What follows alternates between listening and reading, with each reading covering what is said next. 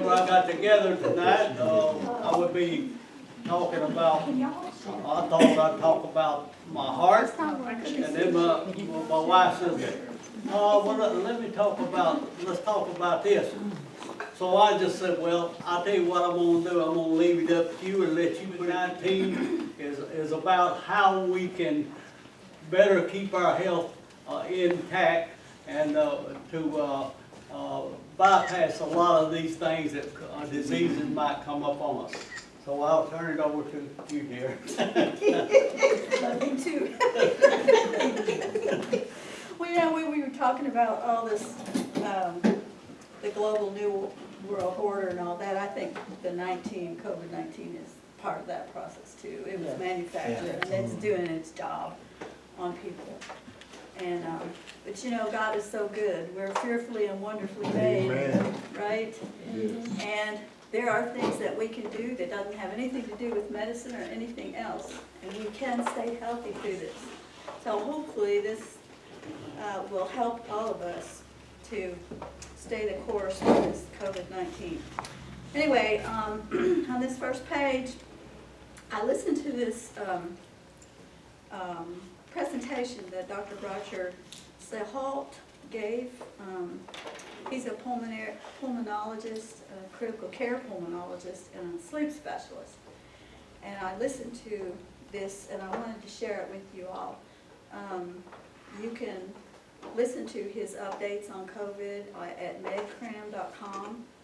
And I also put here hydro4covid.com because we're going to talk a little bit about hydrotherapy.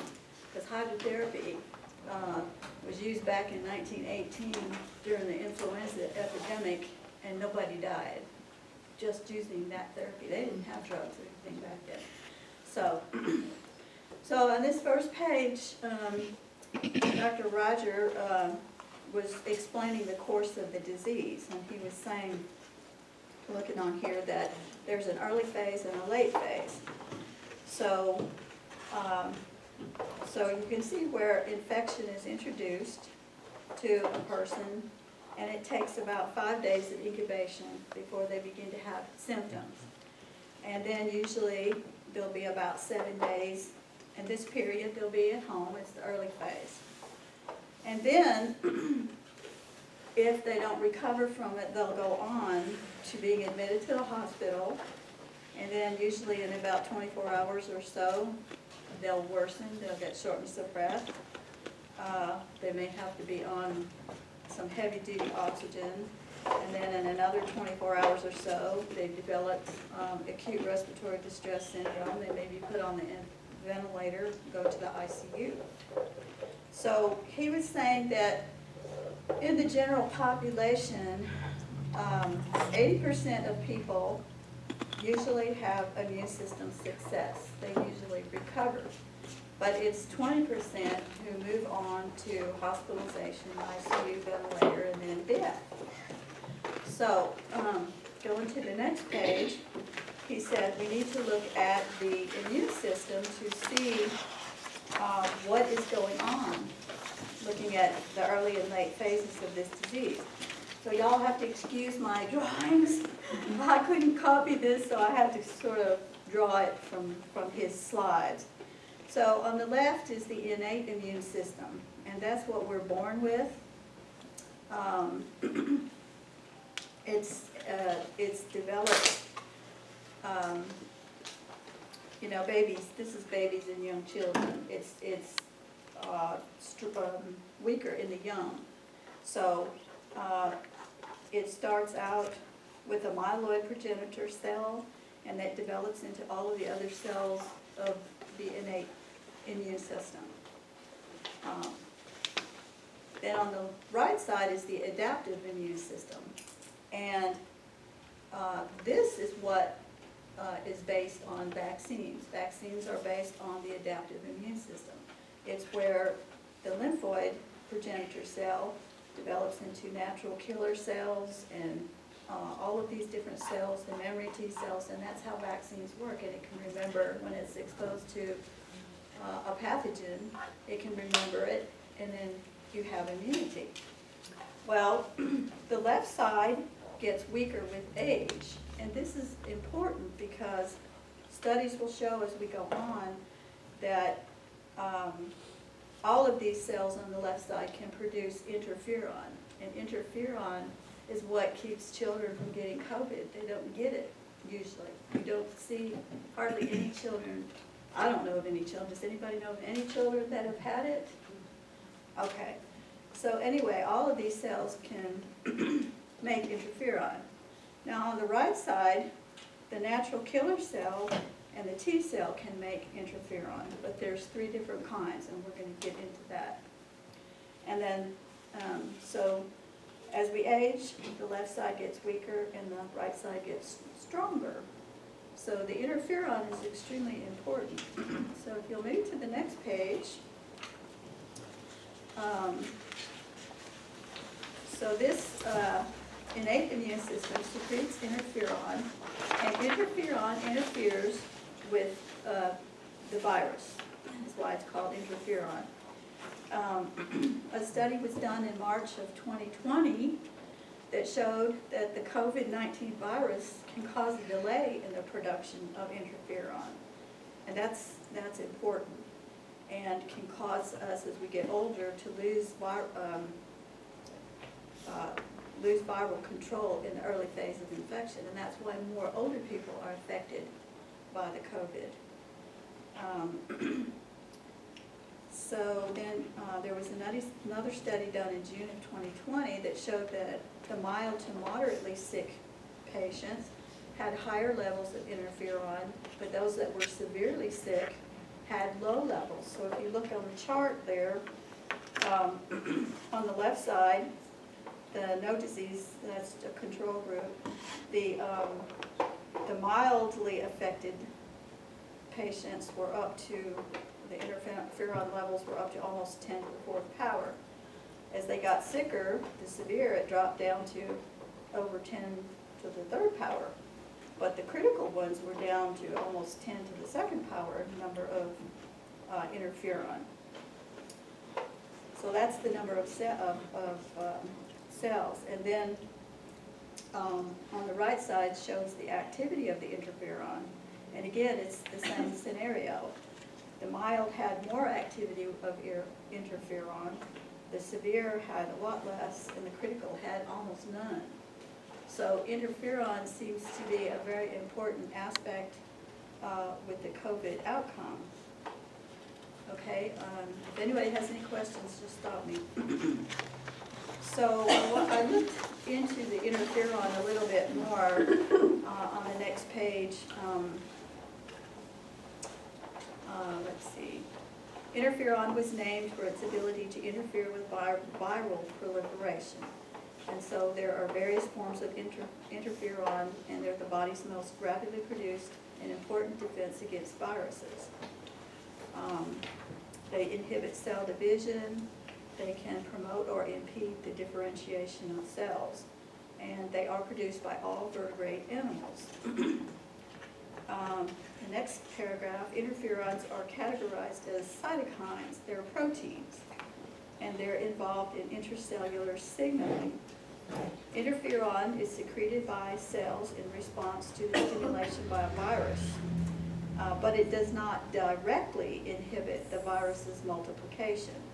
What it does is it stimulates the infected cells and also those that are around it to produce the proteins that prevent the virus from replicating. So you see how important interferon is.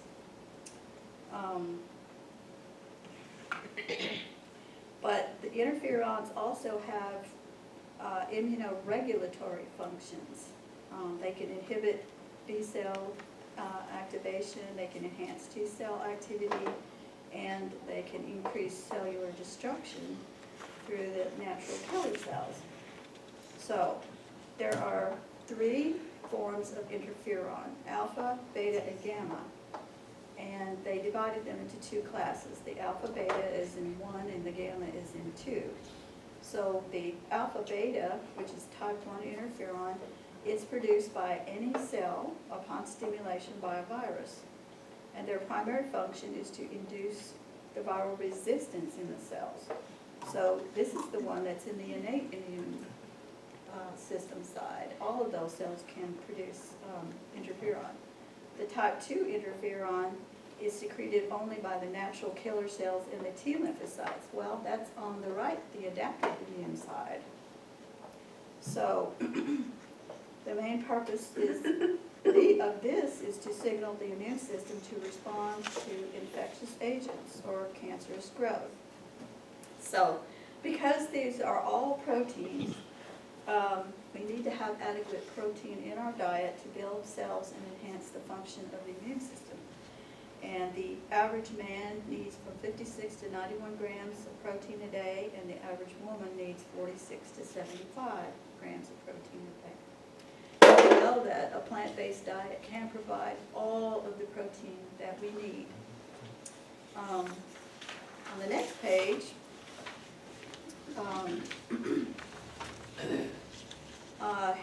he summarized, he's talking about the type 1 interferon response to COVID. And the points that he was making in this talk that he gave was that, number one, COVID-19 encodes many proteins. If y'all have probably seen a picture of what the COVID virus looks like, you know, it's got all these little things sticking out, little protein things.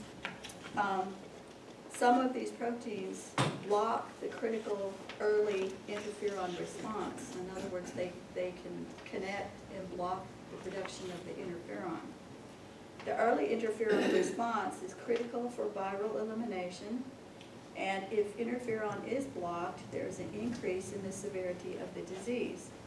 And if the response is late, increased inflammation ensues, and that's what they call that cytokine storm. That's when they end up in the ICU, and what it really means is the whole immune system has just blown up, and it's causing inflammation in the body, and it's so bad that it's almost like an autoimmune disorder. They have to give them lots of steroids in order to keep them going, hopefully to survive. So he's saying here that he's getting into talking about COVID-19 management, and so he's talking about in the early phase there's about 33 million at this time. 80% recover and 20% don't. In the late stage there's about 2 to 3 million, and he was talking about 3 different methods approved by the FDA.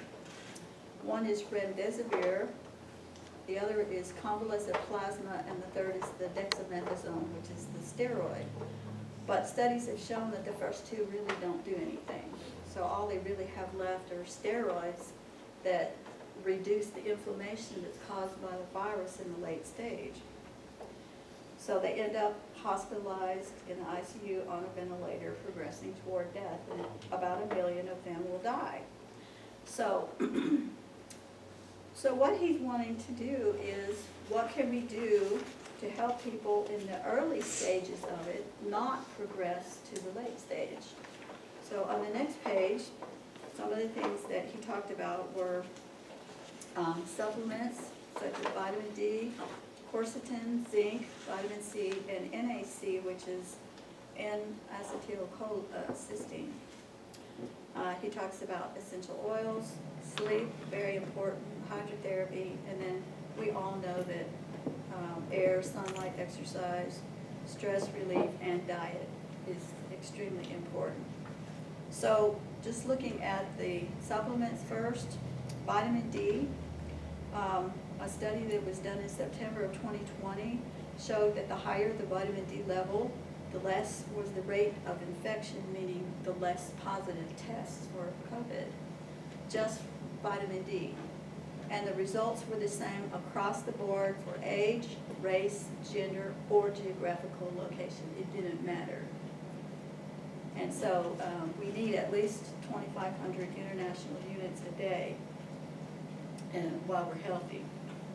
And people of color need a lot more vitamin D than Caucasian people. The next is quercetin and zinc.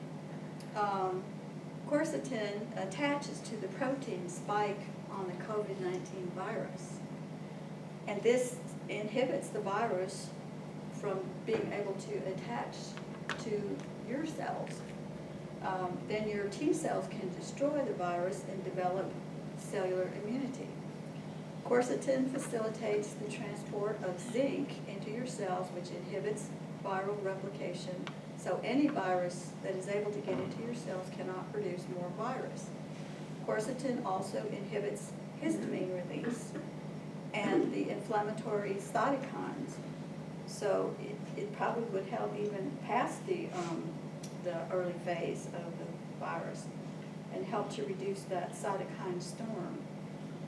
Quercetin is found in onions, broccoli, fruits such as apples, berries, and grapes, but we need to take about 500 milligrams twice a day. And if you're not sick, they said that your regular RDA requirements for zinc, multivitamin or whatever, is okay. But if you're sick, you need to take more zinc, a lot more zinc. Ginger has natural zinc. Mm-hmm. That quercetin, is that found in zinc? No, What but they is usually that? give zinc with quercetin because the quercetin I never helps. heard of quercetin. Mhm. I take it, I went to a functional medicine doctor, and she put me on it because of my terrible allergies. My immune system is hyped up all the time, so I take it. Oh, it's found in foods, okay. You have to get it in food, you can't take it in the supplement? Yes, it's a supplement. You can get capsules. Next is vitamin C, and we know that that helps strengthen the function of our innate immune system, which is our first line of defense. It also activates the adaptive system response to increased levels of antibodies, which attack the germs, bacteria, and viruses. So, vitamin C is not absorbed by the body readily or real easy. So, it's recommended to take liposomal vitamin C. It's in a better form that can be absorbed. For maintenance, they recommend 1,000 to 2,000 milligrams per day. But when you're sick, you really need to hype it up. You need to take about 10,000 milligrams a day, but you need to divide it and spread it out over the day because it's excreted in the urine and it's gone pretty quick. So you divide it and spread it out over the day. Okay, and the next is NAC, which is N-acetylcysteine. This helps produce glutathione in the body, which is a potent antioxidant. And what it does is it decreases viral replication, it decreases the severity of symptoms and the length of illness, and it decreases the illness from recurring. So during flu season, it's recommended that you take 1,200 to 2,000 milligrams a day. If you start having moderate symptoms, bump it up to 2,000 to 4,000 milligrams a day. And if it's severe, you can go up to 8,000 milligrams per day. The next he talked about was eucalyptus oil. Using this oil stimulates the immune system, particularly the macrophages, which are the ones that grab and gobble up viruses and things. You can take a cup of honey and heat it and add 2 drops of eucalyptus oil and take 1 teaspoon as needed. You can also use the eucalyptus oil in a diffuser, or if you have something to diffuse it, or just make yourself a tent over some water, boil it, put it in there and breathe it.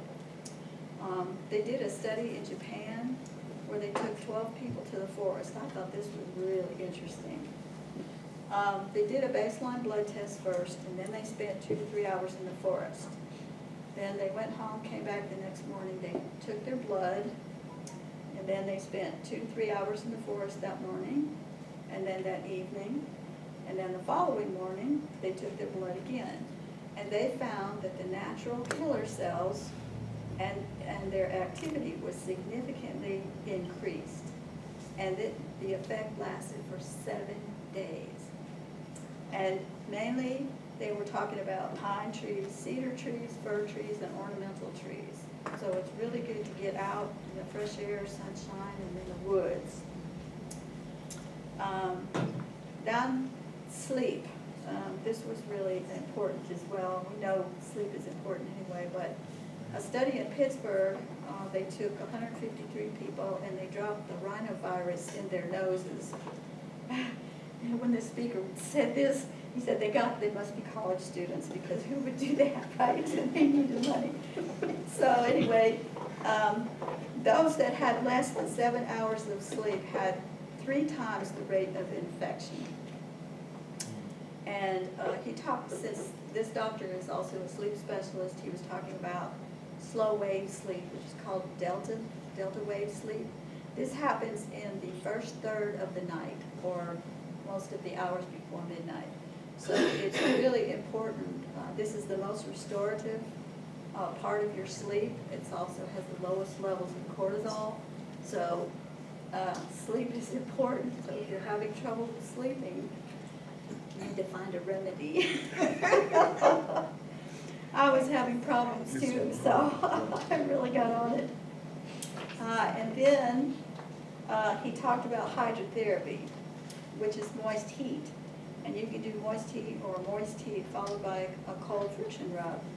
And there was a study of 12 volunteers who were immersed in a bath of 102 degrees for 3 hours, found that the fever directly activated the monocytes in their innate immune system. And that's where interferon, a lot of interferon is made. Yes. Talking about that hydrotherapy, this is just a question I'm gonna ask, I don't know if it's off the wall, but on that. Anyway, could a hot shower I'm getting, and then a cold rinse be considered hydrotherapy? yes, that is. She does that every morning, she's That's- screaming when that cold water comes. That is wonderful. That is wonderful. In fact, this doctor does it every day too. He thinks it's bunk, but I know. No, it works. It works. I'm a wuss. Okay, the next one, they did a study in Toronto that showed that they did the hot bath with fomentation, or they did a hot bath with fomentation, I can't remember which, and it was followed by a cold application, like you were talking about, the hot and then the cold shower. They did that and they found that it increased the natural killer cells. I guess So- I had to start doing that. All my cells them. Mama's right, who knew? And they found in this study that there was a 10-fold increase in the interferon gamma, which is released from the lymphocytes with a temperature of 102. So there is proof that hydrotherapy does work. And then, I was telling you at the beginning, in 1918, in Hutchinson City, Minnesota, at a seminary, they had 120 students there. This was back when the influenza epidemic came out. 90 of their students got sick. And Dr. Larson, who was there, managed the students with rest, quiet, a healthy diet, and hydrotherapy to their throat, chest, and abdomen. And this lasted up to 5 days. A lot of them got well by the 2nd or 3rd day, but they did it longer to prevent relapse and pneumonia. And all 90 of them recovered. There wasn't any death. And this was before penicillin and all that. So,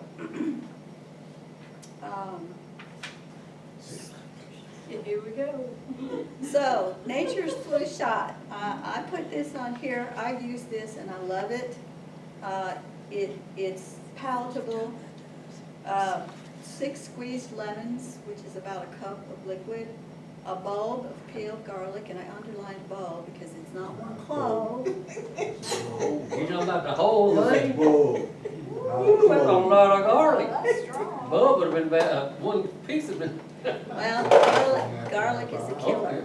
Garlic's a natural. It's a natural killer. Mom used to make me chew on garlic cloves. Chew on this for a minute, I'll be like. It worked though. Yeah. An 1/8 teaspoon of cayenne pepper, a tablespoon of honey, 2 teaspoons of ginger powder, and 3 cups of pineapple juice or whatever low sugar juice, and turmeric. And you blend that. I put it in the blender and blend it, refrigerate it, and you drink a cup 4 times a day until you get better. And believe me, it works. And it lasts long. You'll say Even you she better takes better it, drink it, won't one bulb. She takes it. Would it work without the garlic? That's the ingredient that heals you. Oh, wow, no. That's the main killer. That's the main thing. So, the last thing I wanted Good thing to, we're quarantined at home. the last, Keep your mask on, nobody else smell your breath. well, you know, if you're sick, you're gonna be home, right? Well, fair enough. It has pineapple juice, lemon and honey, so. It's good. It's good. The last thing I wanted to mention, is things that we don't want to do. Of course, you know, the South American diet is the worst. You know, for our immune systems, it's not healthy, you all know that. So a good, healthy, plant-based diet. But I wanted to throw in here about tea, coffee, and cocoa. Caffeine really influences the body functions. It affects the GI system, the urinary system, the cardiovascular system, the nervous system. It causes aging, diabetes, women's health problems, and weight management problems. So number one, heart disease. Caffeine increases blood pressure, it can increase cholesterol and homocysteine in the body. And homocysteine is a marker for inflammation. So if you've got inflammation, it's going to damage blood vessels and stuff, so it's going to harm the cardiovascular system. Caffeine causes acid reflux and gastric or GERD. It also contributes to PMS, infertility, fibrocystic breasts, and I'm one of those candidates. So it contributes to diabetes and insulin resistance. And you know, with diabetes and insulin resistance, you're going to have a lot more sugar circulating in your body. So sugar will kill your immune system. And so indirectly, caffeine does too. It kills your immune system. Other things, osteoporosis, IBS, Crohn's disease and colitis, cystitis, insomnia and fatigue. You know, people drink caffeine to stay up and cram for tests and whatnot, right? Bad. We need our sleep, don't we?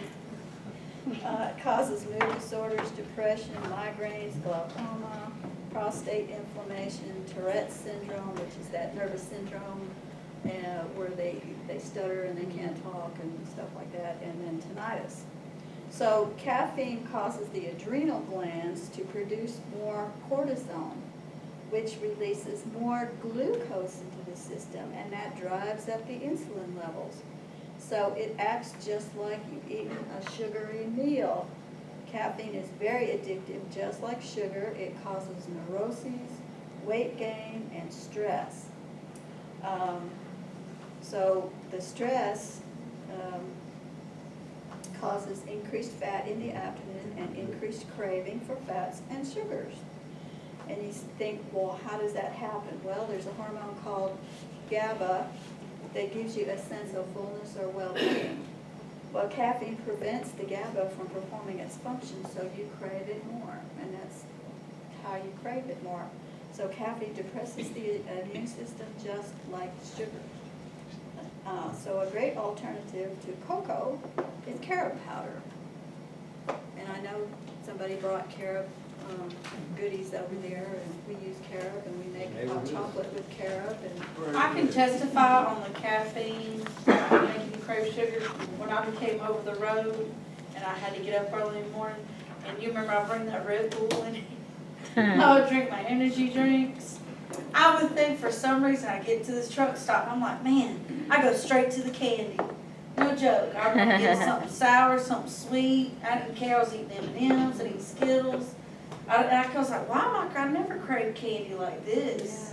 yeah, I had That's why. yeah. That's the truth. I had a coworker one time, we worked nights together in the ICU, and he was always drinking a soda and eating a candy bar all the time at night. And then finally one night he came in and he wasn't eating his candy bars. So I said, what's wrong? He says, I'm diabetic. And so he had to quit all of that. But again, getting back to, you know, it's a holistic approach to being healthy, and it encompasses everything, you know, our diet, our being outside, sunshine, vitamin D, exercising.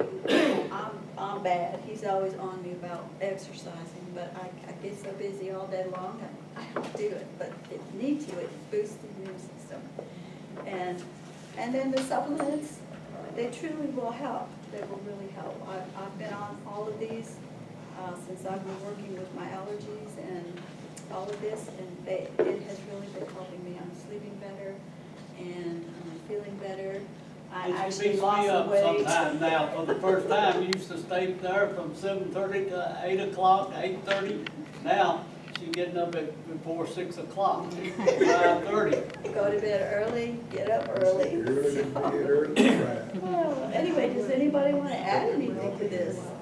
I know you talked about caffeine. In India, all our breakfast is also like on the, we don't eat any sweet. Our breakfast has no sugar, you know.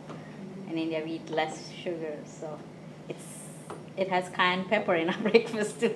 And now they tested that cayenne pepper gives you the same energy as caffeine. So that's why, yeah. Instead of eating. When's your next trip to India again? I gotta go back. I got some good paneer. I'm gonna tell you what, I love paneer. It's not good. Love that stuff. But you And know, I say it so country to them, I'm like, y'all got any of that paneer? And they're just like, oh, I don't know. but you know, we're also bombarded with a lot of environmental toxins from Yeah. the foods that we eat. I mean, there's so much that you could talk about that affects our immune system, but as much as possible to eliminate whatever toxins we can. But I have a testimony about that. When I was feeling okay, but I just didn't feel right. I just didn't feel like myself. And I went to this functional medicine doctor, and she did a bunch of tests, found out that I had leaky gut, I had antibodies to my thyroid. I'd already been on thyroid medicine for years, but I was showing antibodies, which means there was an autoimmune reaction going on in my body. Leaky gut, so I had to get off all gluten, and my A1C was elevated, and I had a little insulin resistance, but I'm not near pre-diabetic yet, but she said, you go to work on this now. So, no sugar, that went out. So I'm on gluten-free, no sugar, taking probiotics and eating fermented foods like sauerkraut and, you know, miso and good things that will put the good bacteria out and make them be back in your gut, because your gut is your second brain. That's where a lot of your 80 or 90% of your immune system is in your gut. So healthy living is so important. Have you heard of green clay, European green clay, for your leaky gut? Taking it? Yeah. Well, we did a detox that had clay, and I'm taking Yeah. chlorella right now still. I got off. She give you iodine? No, it's Yes, called European green clay. You eat it with cilantro in the morning Yeah, the for your leaky cilantro's gut. a- Yeah, for your leaky gut. it helps. No, well, I did a detox with her, and I had a parasite in my gut. Oh yeah, I had H. pylori in my gut. yeah. Everybody I mean, has and a I little thought I bit was of H. healthy, you pylori. guys, I thought I Yeah. was healthy. Everybody. And I had all this stuff going Who on in there. did you go to? A lady in Nashville. Nashville. Yes, ma'am. And so, I mean, I'm just a testimony that healthy living, we really have to focus and do what's necessary, even if we don't like it. So, anything else? Yes, sir. I'd like to do a little testimony a minute, if y'all don't care. Sure. My wife and I've always used honey on everything. Don't time it. Stitches, maybe 3. I band-aided it up real good and put honey on it. That's all I ever did to it. I can't even tell which finger it was. I don't even remember which finger it was. I told Betty today, I said, we should have been taking pictures and documents on this stuff. Yeah. Because I'd also opened up a radiator cap while 2 or 3 years before that and burned myself pretty bad. And all I put on was honey. Last Friday night, I'm a dump. Yeah, now this raw honey, not pasteurized honey. It's got to be raw. Because the good part will be killed if it's Yeah. quite pasteurized. Anyway, Yeah, boy. I'm a dumpster diver. For the last few weeks, I've been dumpster diving in Huntsville, and I've been at least 6 times getting 2x4s and plywood in the last month probably. And I mean, I'm just scrap stuff from the building, the contractor site where they're throwing it away. There were like 23 dumpsters there. I went crazy. I mean, I'm telling you, the stuff that they throwing away is unbelievable. Yeah. Anyway, last Friday night I had to go to the chiropractor in Huntsville, so I told Betty, I said, we're gonna swing by there and see if there's anything out there worth coming back to get Saturday. So sure enough, they had a pile out there. And Betty said, you're not gonna get some in the van tonight? So we stuffed every 2 before we could in the back of our van and piled it full. And all these boards are full of nails, y'all. I mean, they're full of nails. That's why they're throwing them away. They've used them for bracing and everything else, getting the frames up and everything. Then when they got everything up, they took all the braces off. We loaded it back to the van. We got home. We'd also been by Sounds and got some stuff about Rule King, got some stuff for the goats and the chickens. So I told her, I said, we'll run out there in the pasture and unload all these 2x4s and stuff while she was taking care of her dogs and other stuff. So I got out there and I just backed up and I collect pallets too.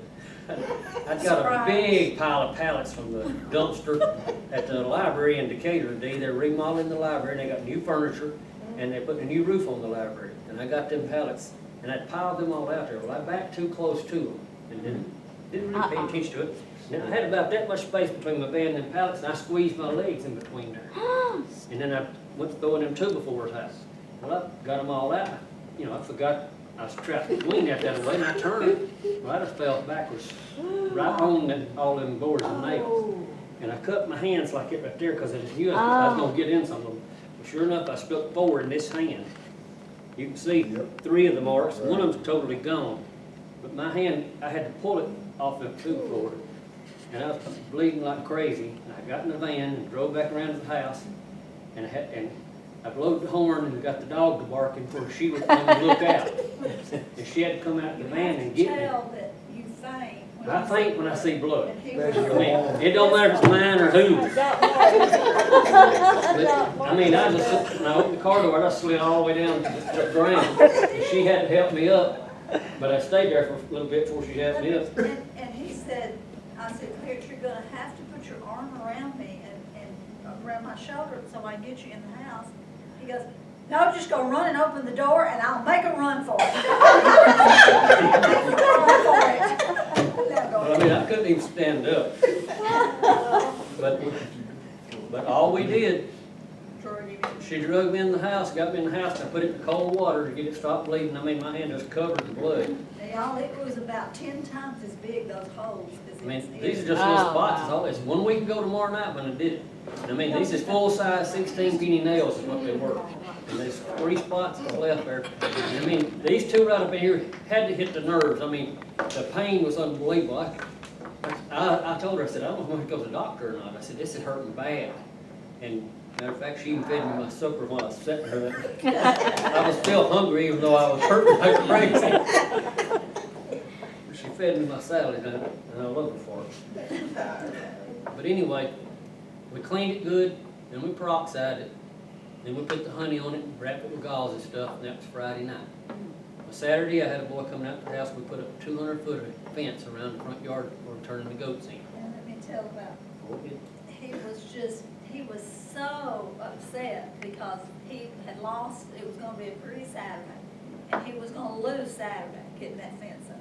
And he was just agonizing over that, and agonizing, because he wouldn't be able to do anything. I said, well, Clarence, it's okay, you know, I mean, we can't, you're okay, and that's the main thing. Important. Anyway, worked all day Saturday. Said, driving in steel fence posts and stretched 200 foot of wire and got it all up. Come in Saturday night, it looked fine. Cleaned it up again, put more honey on it, bandaged it back up. Got up the next day, kept it on all day Sunday. And Sunday night I cut it off. I told her, I said, I'm just gonna wash it. I don't think it needs any more honey or anything on it. And it hadn't had more on it since then. And we should have, that's what I told her. I said, we should have made pictures of all 3 of them things because all we did, people, was use fresh, raw honey And peroxide. and peroxide to get it cleaned out in that cold water, but still. I I told him, I said, you know a little bit about how the Lord fell. He said, oh. And I said, no, It had to be this can't be nothing like what the Lord felt. The Lord had to be a whole lot worse than this, because he had bigger holes than I had. You remember that concoction that you had when, I noticed that you said to heat the honey? Yeah. I thought, no, it'd be better not to heat it, because it'll kill the live.